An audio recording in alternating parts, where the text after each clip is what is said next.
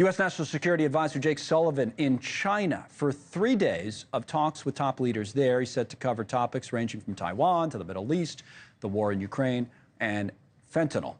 Joining us now is Mark Kennedy. He's the director of the Wabaugh Institute for Strategic Competition at the nonpartisan Wilson Center. He's also a former Republican congressman from the state of Minnesota. Welcome back. What about this? It's like one way to talk about it, I suppose, with Jake Sullivan there is to look at through the lens of the election, which is coming up, and would China get a different policy from Harris versus Trump, or do you see them, kind of approaching it in similar ways?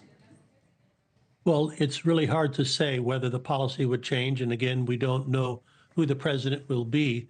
But we do know that the months in between now and then, when we have the handover of power, are risky periods. They're periods where somebody like China could take advantage of that. So I think part of what Jake Sullivan and the administration is trying to do is to make sure those lines of communication are open to try to minimize anything happening that is unexpected or undesired. China's interesting. I mean, I was going to play a clip of what Sullivan said over there, but he didn't really say anything, and that's on purpose. That's how you deal with China. You want to be very careful in your language because they're looking at everything, and they want to make sure that it's not, perceived in the wrong way, for example. But then you get the back channels. Financial Times had an interesting story. We'll put it up on the screen for you that talks about what they say is the inside story of the secret back channels between the U.S. and China.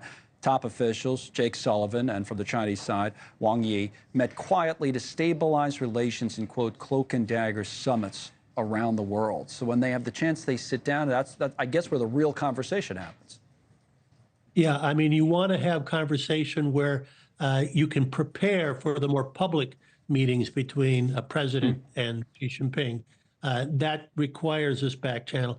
I would say part of why you're not hearing Sullivan say much is that nobody expects any big agreement to happen between now and the very few months that remain in the Biden administration.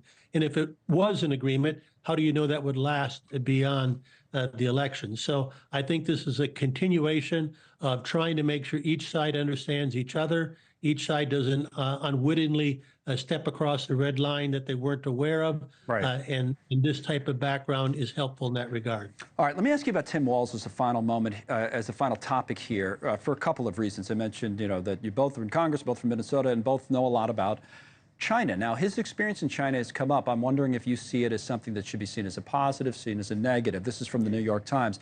Tim Walz's long relationship with China defies easy stereotypes. Mr. Walz, the Democrats' vice presidential nominee, taught in China and has visited the country around 30 times, but he's also been critical of the Chinese government's human rights record. Thoughts on Tim Walz and China and the relationship?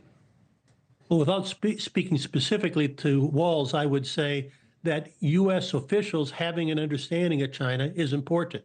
And there's no better way of getting an understanding than actually physically being there, interacting, understanding it. Sometimes you hear the opposite, though. You know how it, I'm sure you've heard it. He's a friend to China because he goes there, or, he's not tough enough on China because he goes there or he's been there. Well, let the actions speak to that. But just saying we shouldn't have any interaction with China as any individuals, I think is wrong, because this is the most important bilateral relationship in the world. We need our leaders to understand China. Yes, we need a very challenging position vis-a-vis China, given the competition we're in, but that you get the best policy with the best understanding. You understand it well. It's why we keep having you back to talk about it. Thank you, sir. Mark Kennedy, former congressman on China. Now, thanks so much for watching. Just go to joinnn.com to find News Nation on your television provider. And don't forget to click the red subscribe button below to get more of News Nation's fact-driven, unbiased coverage.